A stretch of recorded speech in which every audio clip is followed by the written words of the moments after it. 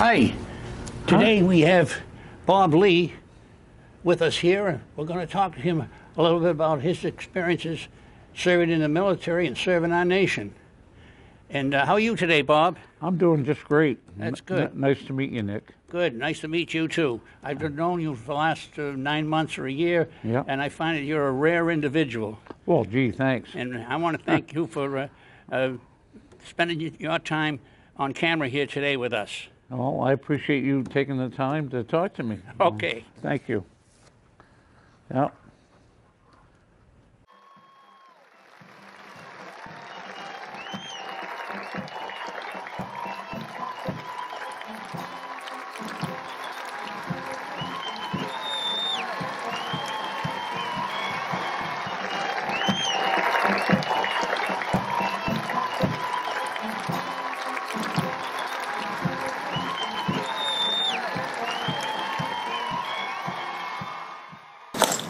Ready?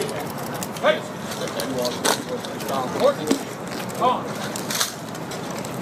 Forward. Hard. Hard.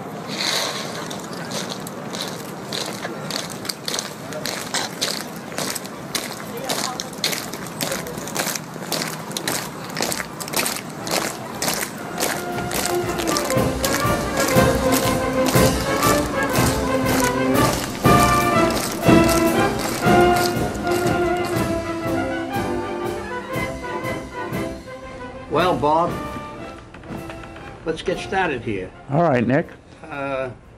What branch of the service did you enter? I was in the Army, got drafted. Oh, drafted, huh? Got drafted in What branch were you in? the cavalry, Army cavalry. What branch I was in? Yeah, The 11th Armored Cavalry, the elite 11th Armored Cavalry. That's very interesting. Tanks and helicopters, and Where did you go take basic training? I went through Fort Dix, New Jersey for basic, and then from there I went on to Colorado to join up with Fort Carson, to join with the mechanized unit out there, and got my background in tanks and armor vehicles. Did you ask for that particular? Yeah, actually I did, but I was in hopes of going to Germany. See, I was told that if I signed up 1 extra year, I could be a soldier in Germany on the border, possibly. And I said, wow, what sold me was the fact they told me that's where the girls were. That was in 1967, Oh, 68. that was during the Vietnam. Yeah, well, I think the other reason I wanted to go to Germany was, like I said, chance to see Germany, not And, Vietnam. Well, where did you end up? In Well, the States? yeah, that's what happened. I all of a sudden one day after AIT in Fort Carson, out comes a roll call, and all the guys that stepped forward, including me, were told, "Here's your orders for Vietnam." And so that's how it worked. And you just kind of sit back and go, "Wait a minute, I was promised Germany." Didn't work. So anyway. Well, maybe let's go back to basic training for a minute, and then Yeah. maybe go overseas to Vietnam. But how was the food at basic training? Oh, I thought it was lousy. Yeah, Really? I really did. Yeah. Did you have any friends there that you served with later on? Yes, I had a buddy. I went in the buddy system, and he and I hung out quite a bit together at Fort Dix, and. Wasn't until the end of our basic training that we got separated. And the reason we got separated is I was called to be a catcher on the 1st Army softball team. Wow. Yeah, unfortunately, I didn't know what I was getting into at the time, but it kept me there for an extra 6 weeks and allowed me to have fun with the guys and bus trip to all the local different bases around the 1st Army. Was that during your advanced infantry training? No, Colorado was advanced training after the baseball 6 weeks. Okay. If we would have had a winning season, I'd probably still be playing softball. But they got rid of us after 6 weeks, and my buddy went off to Fort Knox, Kentucky. Oh, Oh, the Armored. Yeah, he went to Fort Knox, and I ended up going to Fort Carson for mechanized. But okay. So, do you remember when you first landed in country? Oh, do I ever? Never. You never forget those kind of things. But bag and baggage, they called it, and they shipped us to a place called the 90th Replacement. That's in Long Bend, South Vietnam. And all you could hear was rockets, and it wasn't a thought of sleeping for the night. What was your reaction to that? Well, I said, boy, it's going to be a long 365 days, I can tell already. Oh, was that the tour? That's what one tour. Year? One tour is 1 year, yeah. Oh, one tour? Yeah, well, that's what you're looking at the time, because that's what I was there for, one tour. So the next morning, sun up, we had a roll call, and my name got called, and they said, you're going to be assigned to the 11th Armored Cavalry Regiment, the Black Horse Troopers.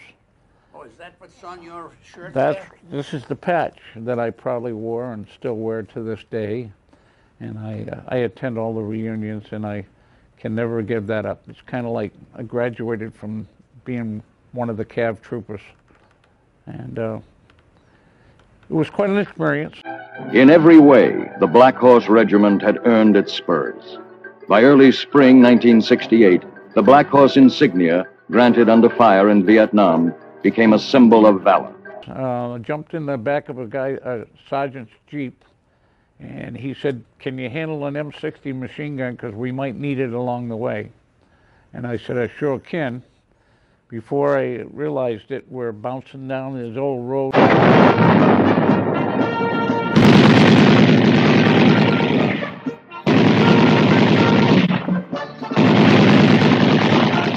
And cutting around and going through a village, and I'm thinking, oh my God, I got 365 more days. Anyway, we pulled into this tank area where I was going to be assigned to a tank, and when the sergeant started beeping the horn, and everybody come running out to see who the new guy was, which is me, and he introduced me as this guy right here. He's a general. His name is Robert E. Lee. And I went, no, it's not. And I shook my head, and he looked at me, and he said, it's the general. You're going to be the general from now on. And okay, who needs a tanker here? And one of the guys, one of the other sergeants, put his hand up, and he said, I need a driver. And he said, Lee, you're going to be assigned to tank number 15. You're going to be the driver. Can you drive an M48A3? And I said, yeah, I sure can. Despite everything, however, the 11th Armored Cavalry continues to forge ahead. In a land where even the earth itself fights against men and machines, the vast logistics of maintenance and repair keep them rolling. And he said, well, that's going to be your new assignment. And from there, we'll see how it lands. Anyway, so I introduced myself to the guys, told them I was from a little town in Maine, and they all welcomed me on board. There's 17 tanks strong, and by the looks of some of these guys, I knew it was going to be a long year. They had some pretty rough-looking clothes on and whatnot. Once again, the assigned mission was accomplished.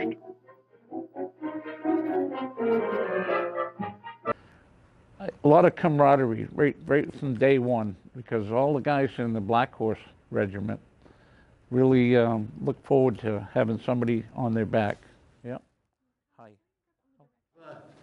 Can you tell me a little bit, and do you mind telling me a little bit of the experiences you had in the country in Vietnam? No, I don't mind at all. In fact, I'm glad to share that. Starting with day one, being assigned to the 11th Armored Cav, I knew from hearing from hearing of its background that it was an elite outfit, some really tight guys, and headed up by General George S. Patton Jr., the son of the World War II Patton. And anyway, it was an adventure. Here I was, 19 years old, 20 years old, and My first assignment was to be a driver on the tank, an M48A3, 52-ton tank, 90-millimeter main gun. Units of the 11th penetrated into terrain previously considered too rough for vehicles. Once again, the men of the 11th Armored Cavalry beat the jungle, pressing forward regardless of terrain.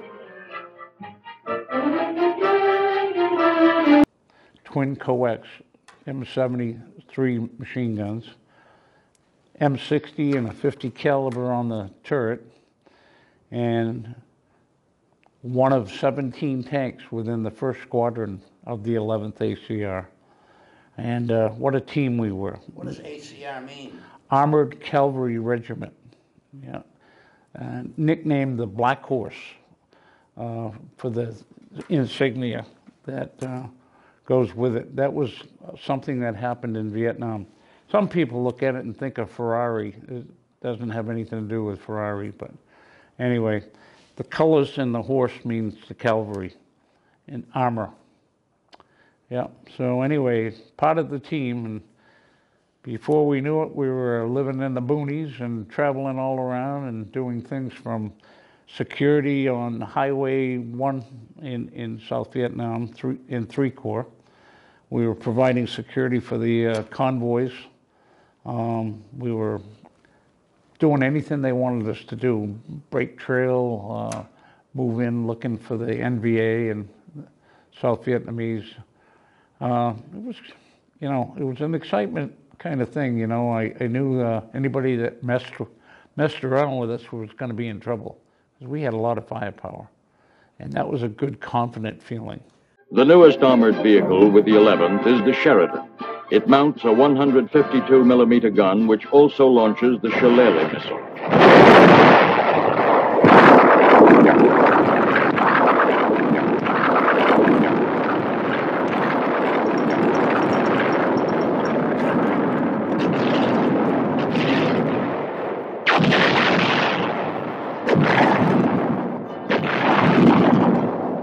Until you run over a landmine, and then you wonder, uh-oh, and then you get hit with a rocket-propelled grenade. Best of all, the Viet Cong learned respect for the regiment at the outset. All those things came into play over time. Did your tank get hit? Yes, it did. In fact, got hit. I've been in a couple different battles. One of them I was awarded the Silver Star. That one is? Yep. And then the third one is a Silver Star. Correct. Well, I'm an Army veteran too, but I know that they don't just give those out like Cracker Jacks. Thanks. I've always been proud of that award, and but it also brings back a lot of memories that day of how lucky I really was to be singled out for that, because a lot of action happened that day. We lost a tank commander, my tank commander. We got hit with a rocket-propelled grenade, and it eliminated our communication and made us sit there like a duck in a pond. And why were you sitting there? Your tracks were blown off or what? No, we got hit in the turret and by a B-40 rocket, and it exploded on the inside. I got a little shrapnel in the face, but I was a minor thing compared to what happened to the tank and to the commander, and yeah, and anyway. Could you tell us how that happened, or how you ended up being awarded the Silver Star? Well, we have this colonel that likes to fly around in choppers over all of our contacts. Helicopters, and he was a first squadron commander, and he happened to be up there with his binoculars. This is after, I'm telling you the story that I found out how it all came about. But he was told to circle the contact that was going on as we were busting jungle. And bottom line is, he's looking down there saying, there's a soldier on the ground, and I'm watching him go in the back of a bunker complex. And Jesus, but to be honest with you, I think I probably should have got a kick in the butt, because I needed to go to the tank next to me and tell him we had a wounded tank commander, and we had no communication. And we were just sitting there in amongst the trees. We couldn't turn the barrel. We couldn't do anything. We were like a duck on a pond. But anyway, he was looking down at me, and he saw me shooting my M79 grenade launcher into the back of the bunker. There was a few Vietnamese set up there that didn't know I was behind them. You left the tank. I left the tank, and they tell you in armor school you're supposed to stay with your tank. But under that situation, I think it wasn't part of the training. It was something I felt I had to do, because you know, I had a guy bleeding to death, and you know, I was. You just reacted to. I'm reacting. Exactly. But anyway, that's probably all I need to tell you about that. If you want to like to read the article or something, I think they made it pretty accurate on the write-up. But anyway, it was just one of those days, March 10th, 1970, and I was awarded the Silver Star and Purple Heart for my actions that day. We went on to do all kinds of other missions, and every day was another day in the neighborhood kind of thing, you know. Okay. We actually went in and crossed into Cambodia on May 1st of 1970. 17 tanks strong lined up, and Tricky Dick gave us the okay to cross into Cambodia. Oh, Nixon. Nixon, yeah, we referred to him as Tricky Dick, but okay.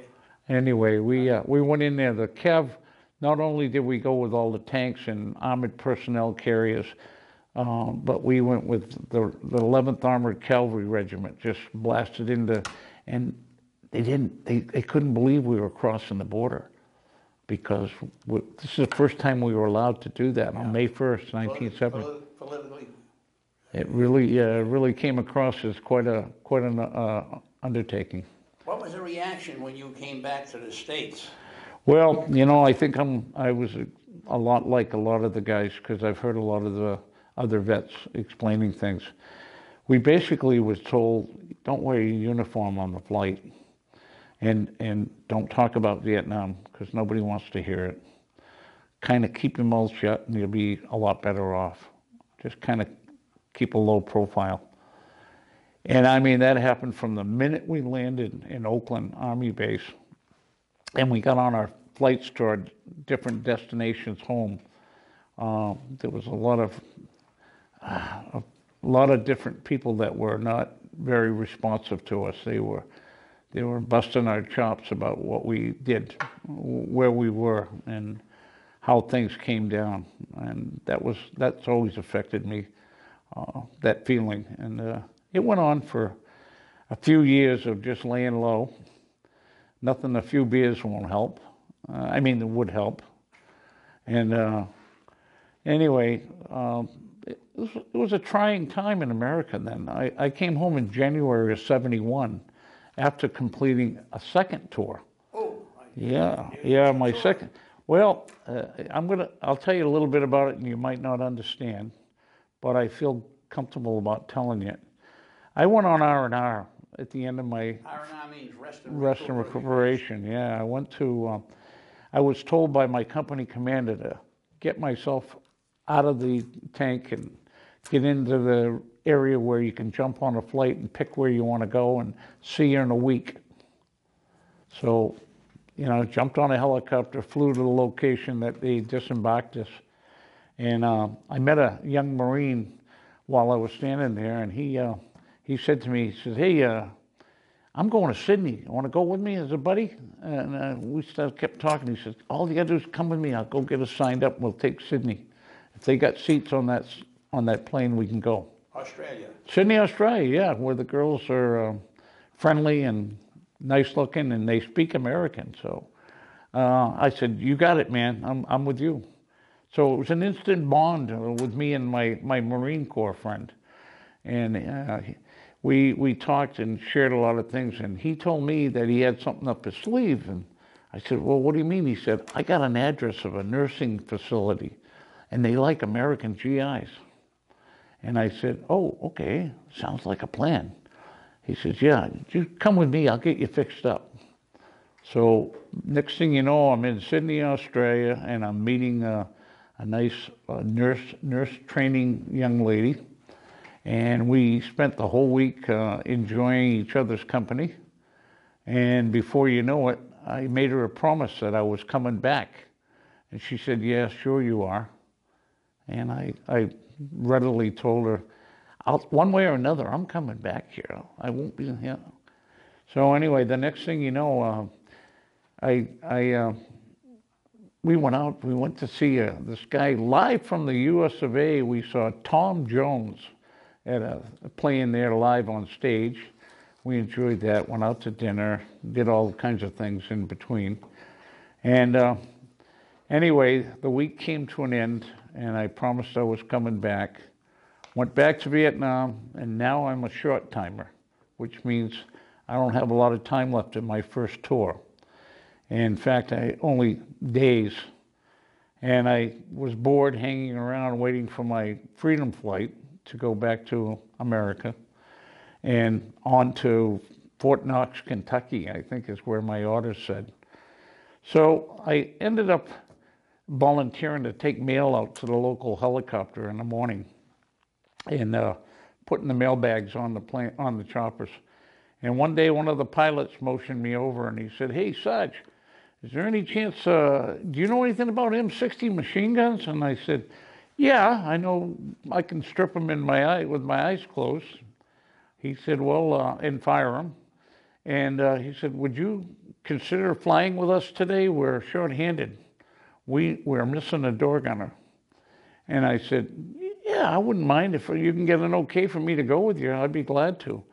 So he got on the radio and talked to my company commander, and they said, "Go for it." So I flew with them, and I immensely took to that crew of pilots and the crew chief, and I felt really honored to be there sitting behind those guns and ready for anything that might happen. The first couple of days, there wasn't much happening except for flying around. And but then all of a sudden, I realized, what am I doing? I'm going home in a few days. Well, anyway, I went home. Before I went home, I talked to the pilot about re-upping for an extension to my time in Vietnam.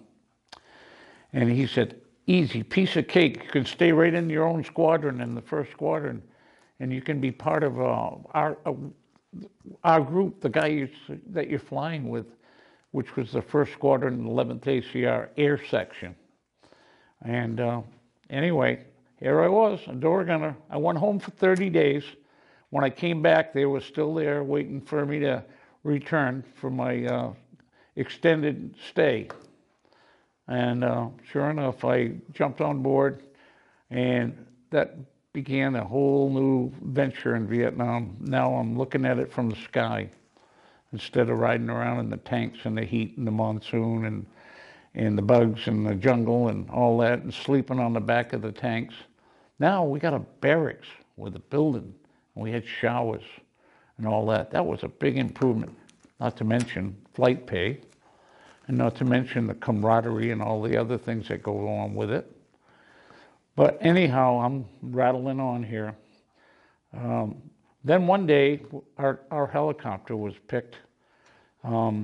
We used to fly the command and control helicopter for the 1st Squadron commander, which meant some days we were flying supplies to troops. Some days we were just taking the colonel around for a tour of the area so he could scope out where to move the troops and that kind of thing.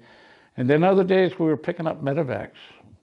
We got volunteered for a lot of medevacs, and we were always proud to do it. And anyway, then all of a sudden one day we got a call to meet at the pad at 7 a.m. and be ready to fly. And mission would be told when we got there. We thought it was just another day in the OK Corral. Turned out to be a deuce and a half showed up, and it had 6 lovely ladies on it. They were Miss America 1970. And those girls put a smile on our face, and they jumped on board, and I was fortunate enough to have a lot of conversation with them.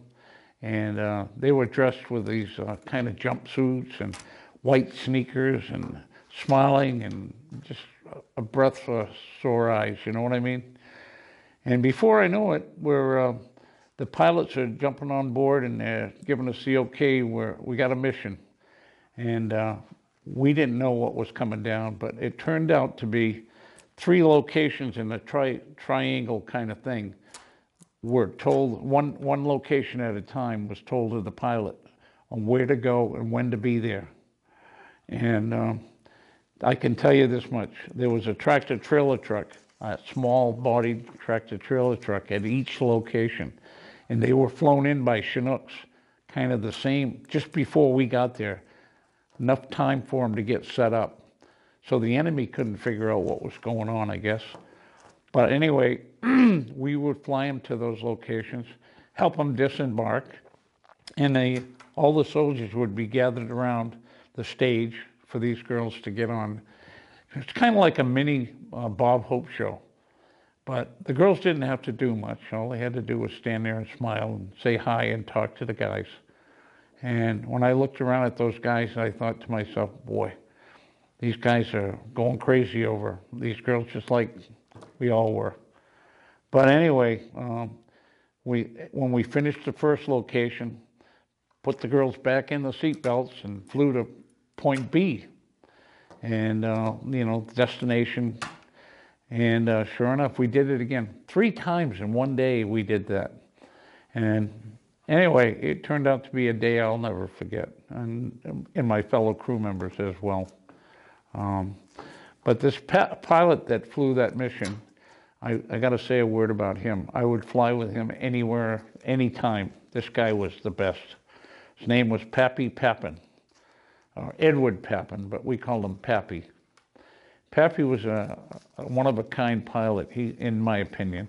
He could fly any kind of machine. He flew Loaches, he flew birds, regular fixed-wing planes, and he could fly with only instruments. And he had to do that numerous times with us on board, because we'd get caught in monsoon rains and high winds. And anyway, Pappy Papin was the guy to fly with, and he could reiterate on these stories about what happened that day, some of which I probably shouldn't tell you guys, but anyway, it was a remarkable day and a memory that I'll never forget. Because there's a lot of other memories too, so that made up for them. But anyhow, enough about that.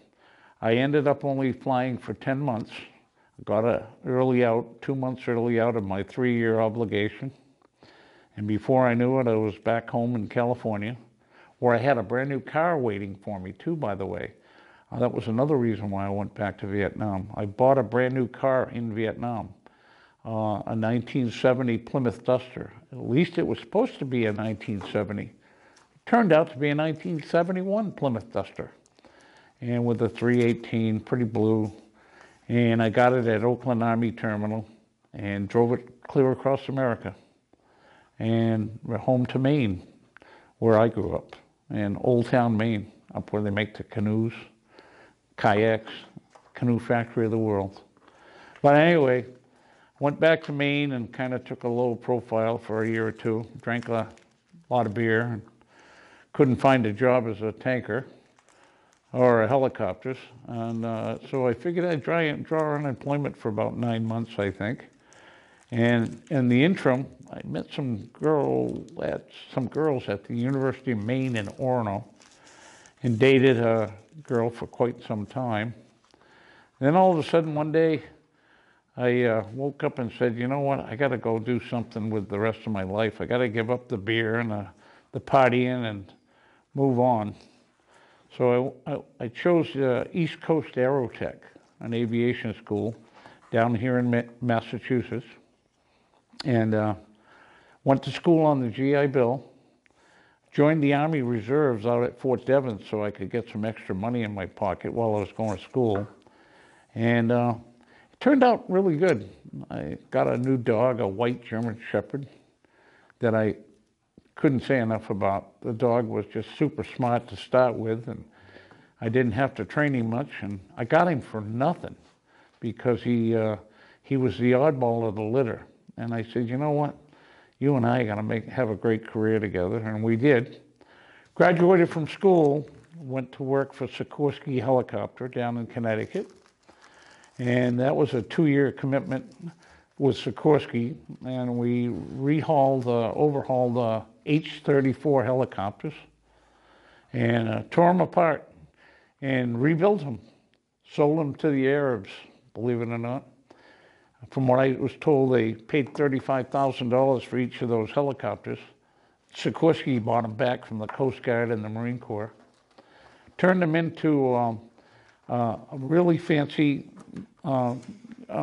excuse me, helicopters that are air-conditioned, new rotor blades, turbine engines, took out the old recip engines. It was quite a project. It lasted 2 years. Meanwhile, back at the ranch, they laid us off. The last in were the first ones to be laid off. They sold a whole pile of these helicopters to the Arabs, all different colors, purple, green, yellow, whatever. And we had to move on with our life. And wouldn't you know that there was a gas shortage in the mid-'70s. And it was just in time to, the turbines weren't any problem, but anyway, they needed their jet fuel. But for me, now I needed a new job. I came back to the town that I lived in Maynard, Mass. And wouldn't you know, I met a young lady, and her name is Angela. And we've been together now for 48 years. And, you know, she told me, I think she fell in love with my white German Shepherd, not me. But after a while, we decided to get married, and she invited me home to meet her children, and I said, "Ooh, how many you got?" And she said, "Well, there are four of them, and come on home and meet them." So I went home and met them, and wouldn't you know that? Then she started telling me about the company she worked for, was named Digital Equipment Corporation, and that they were hiring people. And with my background, she was willing to bet I could get a job. And so I went and applied for the job, and the guy asked me a couple basic questions, and I said, sure, I know how to read an ohm meter and an oscilloscope and a DVM. And he said, can you start on Monday? Digital Equipment, by the way, turned out to be the second largest computer company in the world. And I had one of those kind of jobs where I got to meet people and greet people and install their new computer systems. I was known as a hardware installation specialist. And that was just beautiful for me. I got a new car as part of the job, got to travel around New England, even back to my hometown in Maine. I went up to the Indian reservation, installed computers up there.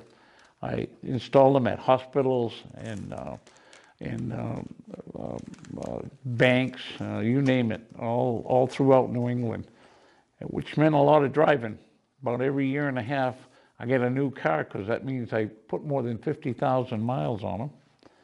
Well, 5 years into that, there was an opportunity for me to advance to the next level of computers, which meant now I was asked by the group of actually the president of the company, Ken Olson, said he wanted a dedicated team of field service guys to travel around North America and set up trade shows.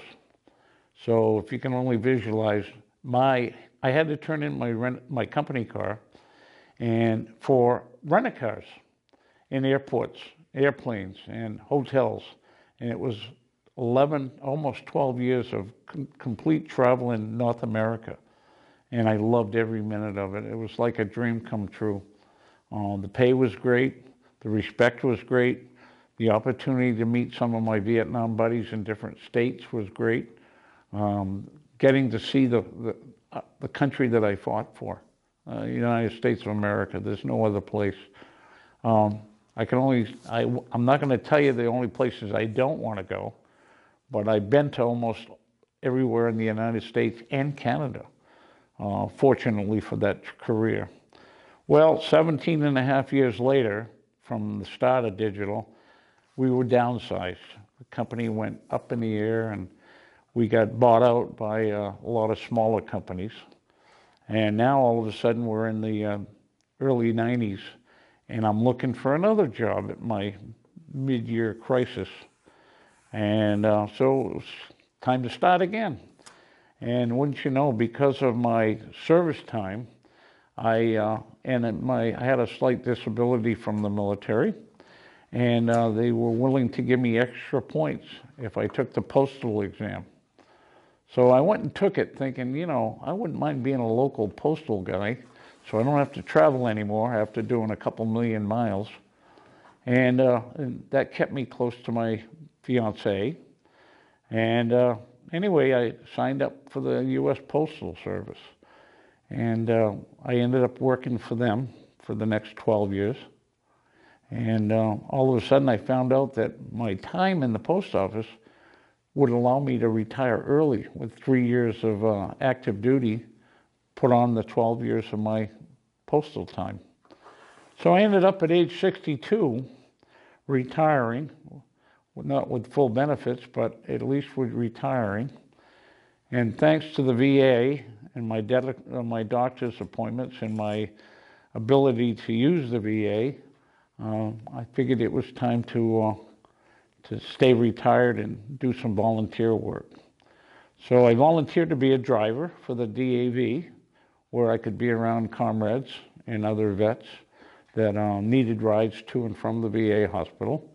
I did that for 3 years, and you know, a couple days a week. Started out 1 day a week, a couple days a week, and then all of a sudden I realized I think I got another job, but it doesn't pay anything. Supposed to get a free lunch each day, but most of the time they keep you out so you can't eat lunch. But at any rate, bottom line is it was an experience. Every year I look forward to the 11th Armored Cavalry reunions, and they are held somewhere in North America, in the continental United States so far. We've had 37 reunions. We had reunions at the Vietnam Memorial in Washington, D.C. We've been to Colorado, where I was trained at. We've been to Fort Knox. We've been to all of the major places that would handle a bigger crowd as we have. The 11th Armored Cavalry has 6,000 men assigned to that regiment. And at any one given time, those guys that did the tour, the Vietnam era, from 1967 to 1972, were asked to come to a reunion.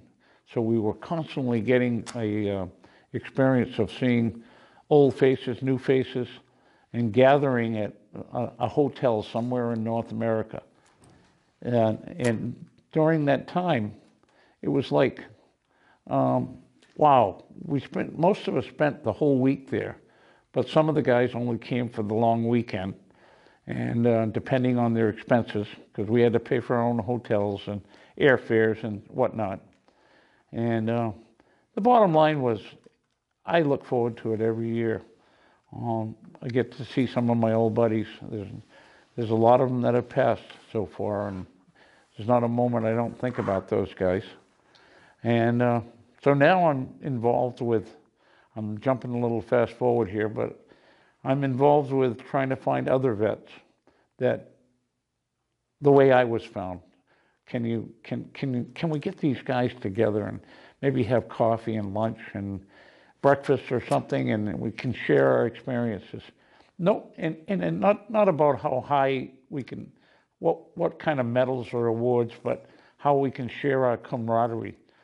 Each one of us has something to offer to each other, and we gather around for breakfasts now. We have, I helped pioneer a group 40 years ago. One of 3 guys that started a group called the Vietnam Veterans of America in Leominster, Mass. And I've helped draft quite a few of the guys that are in the group now that didn't think they really wanted to join any veterans group, but found it to be, great camaraderie. Anyway, we get together 1 day a week at least for a breakfast or a lunch or a brunch, And it's anybody that can make it, that doesn't have a VA appointment or some other necessity. But as we're all in our mid-70s now, so a couple of the guys are close to 80, you know, we all got things that hold us back. Grandkids, you name it, medical appointments, and so on. But anyway, it's just, it's together then, together again, the way I feel. It doesn't matter whether you are Army, Navy, Air Force, Marine. It doesn't matter. Coast Guard.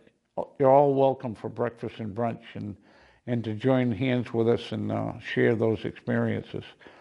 So there's not much else I can really say unless you want to ask me something. I don't mind telling you that I'm a proud American. I love to see we have local parades here in Maynard, Mass, and I encourage all the guys to come down if for nothing else to shake hands with each other and say, hey, we got to keep this going because America is our home and it means so much to all of us. I want to tell you, I met my buddy here, Nick, not that long ago at a DAV meeting, and I took to the man. Quite frankly, he's in his 90s and he's a Korean War veteran, and I respect those guys a lot because I respect any veteran, but him particularly, and he goes above and beyond with trying to help other vets too. And he asked me politely one day, would I mind sitting down and doing a little commentary for this? And I'm proud to have been able to do it. And I just wanted to let you know that we always, anybody that happens to see this, that wants to come along for a breakfast or a brunch, it happens just call me. I'll leave you my phone number and give me a call, 978-697-6695, my cell phone. I'd sure like to meet you and greet you, and we don't have to talk about Vietnam. We can just talk about anything. Maybe you need a ride to the VA. Maybe you just need somebody to talk to. But we have some things in place. There's a place called Clear Path for New England that's down at Fort Devens, and I enjoy going there every Thursday, and they have a nice lunch for us. And there's a secret word I'm going to give you. If you tell them when you walk into the front door that the general, you're a guest of the general, even though I was only a staff sergeant when I got out, my nickname is the General, Bob Lee. You're a guest of mine. They'll let you in for dinner and look me up while you're there and go back many times as you want. It's a home for veterans. They train animals, dogs there. They do lots of things. They have nurses there. They have help with clothing issues, all that kind of stuff. Anyway, nice to have met you, and hope I didn't bore you too much. Allons, it means moving on. Thank you. Have a great day.